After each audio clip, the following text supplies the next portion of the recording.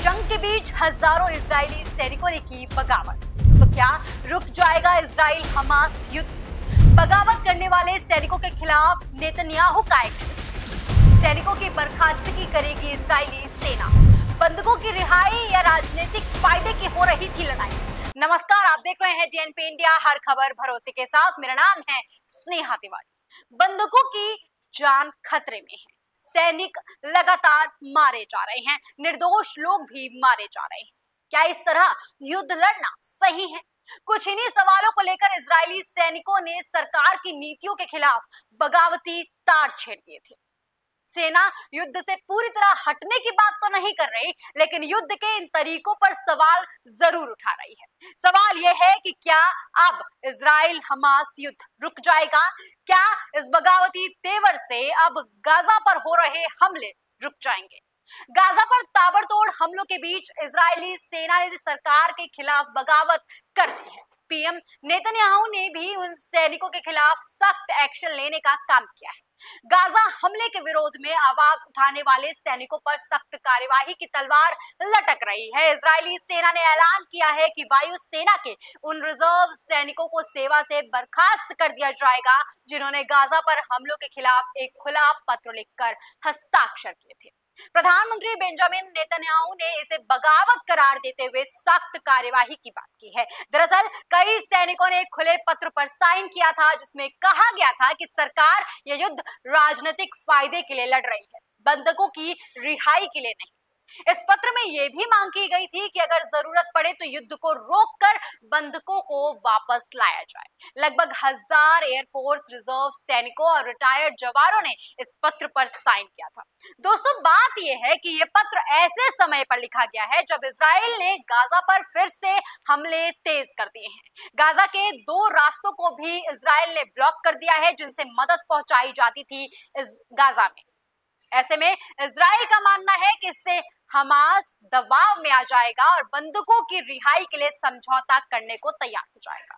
लेकिन जंग के खिलाफ लेटर लिखने वाले सैनिकों ने युद्ध से हटने की बात को लेकर भी अपनी बात साफ कर दी है।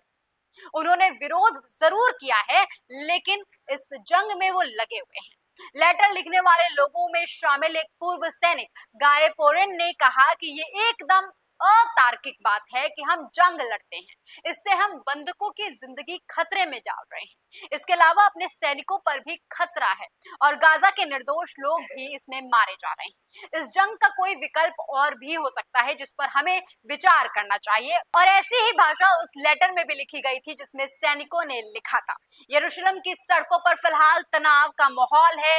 इजरायली सेना के भीतर भी हलचल मची हुई है। इजरायली हमलों के खिलाफ सैनिकों ने खुलकर अपनी आवाज बुलंद की है, लेकिन बेंजामिन नेतन्याहू की सरकार इसे बगावत मान रही है। इस मामले पर इजरायली सेना की प्रतिक्रिया अब फिलहाल सामने आ गई है। उनका कहना है कि ये बर्दाश्त नहीं किया जाएगा। इजरायली सेना के एक अधिकारी ने कहा कि सेना के अंदर इस तरह का विरोध अस्वीकार्य है। ये समय एकजुट रहने का है, ना कि सवाल उठाने का। इससे सैनिकों का मनोबल गिरता है। सेना ने साफ कहा है कि ऐसे किसी भी आरक्षित सैनिक को अब सेवा में नहीं रखा जाएगा जिसने इस पत्र पर साइन किया है। नेतन्याहू के लिए यह एक मुश्किल वाली स्थिति हो गई है। गाजा युद्ध पहले से ही विवादों में लगा हुआ है और सेना के भीतर से विरोध की आवाज ने इजराइल की सरकार की फिलहाल चिंता बढ़ा दी है, जिससे संदेश अब साफ हो गया है कि खुद सेना के भीतर एकता की कमी है और प्रधानमंत्री बेंजामिन नेतन्याहू की सरकार पर भी कई सवाल फिलहाल खड़े हो रहे हैं। सेना के मुताबिक हमास के पास फिलहाल 59 बंधक मौजूद है, जिनमें से करीब आधे की मौत हो चुकी है। पत्र पर साइन करने वालों ने युद्ध से पूरी तरह हटने की बात नहीं की है, लेकिन तरीकों पर जरूर सवाल उठाया है। लेकिन सवाल फिलहाल वहीं आकर अटक जाता है कि आखिर हमास उन बंधकों की रिहाई कब करेगा? क्या हमास इस जंग का अंत ही नहीं चाहता? ये सवाल पूछना इसलिए जरूरी है दोस्तों, क्योंकि अगर बंधकों की रिहाई नहीं होती है तो गाजा पर जो ताबड़तोड़ हमले हो रहे हैं वो भी खत्म नहीं होंगे, वो भी रोके नहीं जाएंगे। ऐसे में कितने लोगों की जानें और जाएंगी ये कहना मुश्किल है। लेकिन हमास इस बात को भली भांति समझता है, इस सिचुएशन की गंभीरता को भली भांति समझता है, लेकिन फिर भी एक्शन लेने से कतरा रहा है या बंधकों की रिहाई से कतरा रहा है। दोस्तों, लेकिन फिलहाल जिस तरीके से इजरायली सैनिकों के बीच ये बगावती तेवर लगातार मजबूती ले रहे हैं, इससे साफ जाहिर होता है कि फिलहाल इजरायली सेना भी इस युद्ध को लेकर सोच विचार कर रही है, विचार विमर्श कर रही है। बेंजामिन नेतन्याहू की सरकार ने उन सैनिकों को निकालने का सख्त निर्देश दे दिया है, लेकिन आगे अब इस युद्ध का क्या अंजाम होगा ये देखने वाली बात होगी। दोस्तों, आपको क्या कुछ लगता है कमेंट सेक्शन में लिखकर जरूर बताइएगा और ऐसी तमाम खबरों के लिए देखते रहिए डीएनपी इंडिया, हर खबर भरोसे के साथ।